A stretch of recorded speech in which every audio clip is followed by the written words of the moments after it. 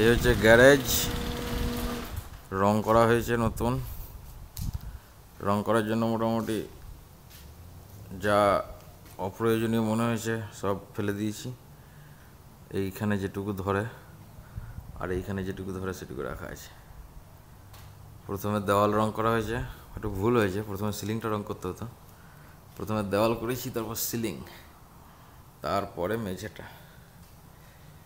মেঝেটা দেখে মনে হচ্ছে মোজাইক, কিন্তু রঙের ওপর ফ্লেক্স দেওয়া। এইভাবেই করা হয়। ইপক্সি বেসড, কি বলে, ইপক্সি বেসড কংক্রিট পেইন্ট। ইপক্সিটা হচ্ছে একটা মারাত্মক আঠা। রং করতে করতেই বুঝতে পারছিলাম যে সাংঘাতিক আঠা এটা।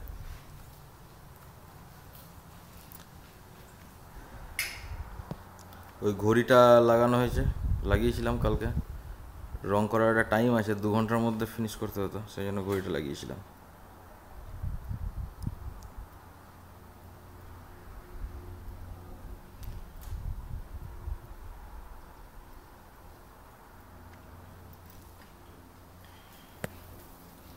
এইখানে একটা বর্ডার দেখা যাচ্ছে, দুদিকে দুরকম রং, সব সব দিকটাতেই আছে।